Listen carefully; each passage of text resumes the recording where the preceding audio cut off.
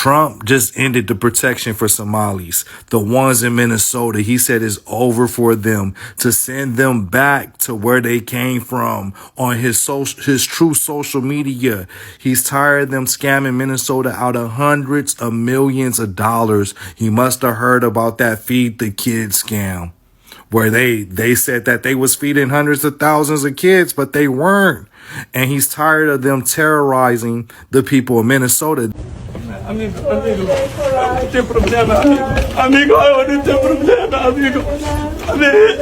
hold on, P, man. Sorry.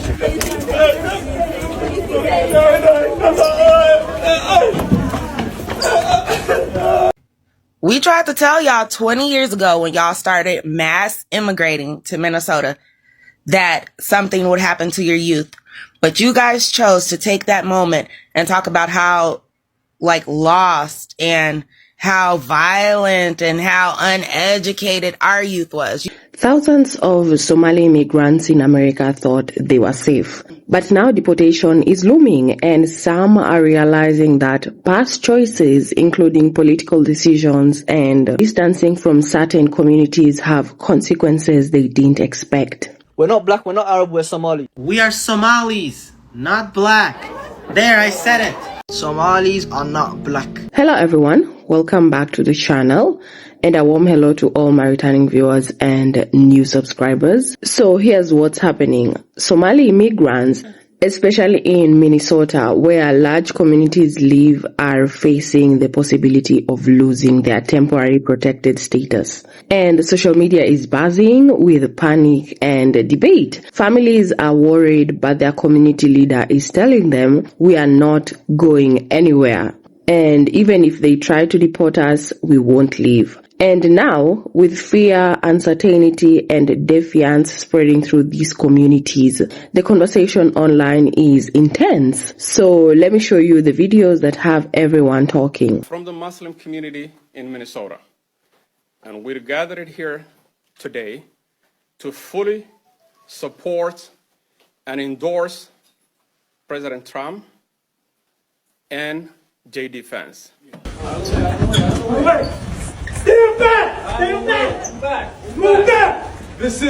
Trump is about to deport hundreds of Somali Americans right now. I'm gonna break it down for you. So on November 21st, Trump announced via Truth Social that he's terminating TPS for Somalis in Minnesota. And the reason he's doing this is because he has accused the Minnesota Somali community of fraud and money laundering. But as of now, he has offered no public verified proof of that. According to the congressional data, around 705 of them being Somali-born people in the US currently benefit from TPS. And if the president believed that, and he had evidence, he would take people to court.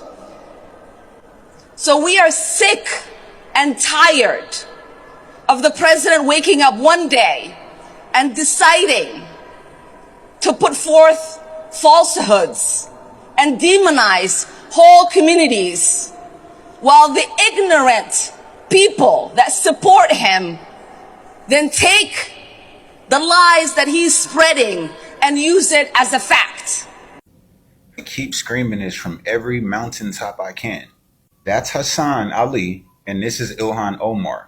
We know who Ilhanomar. Hassan is the president or prime minister of Somalia. They had a roundtable meeting with nothing but Africans talking about getting in to American politics, but understanding that they are 100% Somalian and they will never change. Now, in this clip that I'm about to show, Mr. Ali, Hassan Ali, is talking, and he's letting it be known that Ilhanomar is there to take a Black American seat in Congress. It is very important in Ilhan Somali Somalia or exceeding Sutaya. Of moral.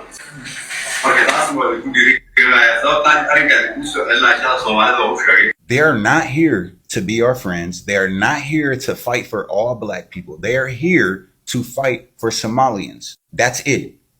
Those are not my words. It's their words. It's their actions. We tried to tell y'all 20 years ago when y'all started mass immigrating to Minnesota that something would happen to your youth. But you guys chose to take that moment and talk about how lost and how violent and how uneducated our youth was. You guys took that opportunity when we were trying to tell you that something is going on with the system in Minnesota that causes minority youth to go crazy and basically out of their mind with war and hate. We try to tell y'all, right? 20 years ago, probably more than 20 years ago, we tried to tell y'all. Y'all took the opportunity to tell us how out of control our black kids was and how lost they is and how better y'all is than us, right? Now look at it. And we tried to tell y'all, invest in community things for the children. We tried to tell y'all, invest in after school places for the children. We tried to tell y'all, invest in mentorship for the children. But guess what? Y'all ain't do it because y'all didn't want our little black kids involved, right? Right? Now look at you. Somali immigrants in the United States are facing deportation because their temporary protected status is being reconsidered. And a lot of this is hitting Minnesota really hard. And that's where the biggest communities are. People who have been living in US for decades. And now their legal protection could vanish, which would be devastating for those families. But here's the thing. A lot of people online aren't just talking about the deportation itself. They are talking about the choices that got them there in the first place. And many of these Somali immigrants voted for Trump, first of all. Some openly distanced themselves from the black community, saying they didn't identify as black, or even criticizing policies that could have helped protect them. And now, when the threat of deportation becomes real, some are turning to the very black Americans they once ignored for support. And you can understand the tension. There's frustration, there's skepticism, and there's a lot of debate. And some black Americans are saying, why should we help now after everything? Others are asking, regardless of political choices, these are families at risk.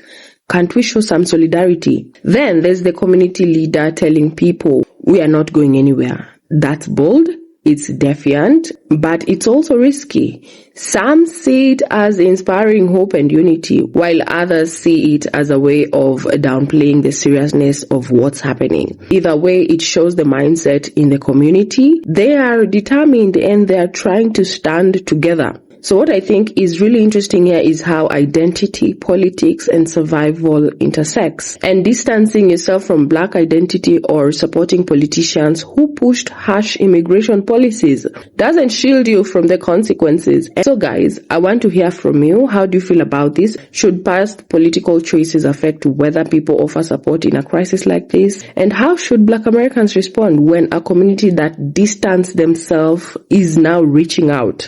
Drop your thoughts in the comments. I'll be reading them. And of course, don't forget to like, share, and subscribe for more discussions on trending stories here with me. Thank you so much for sticking around. My name is Amy, and I'll catch you guys in the next one.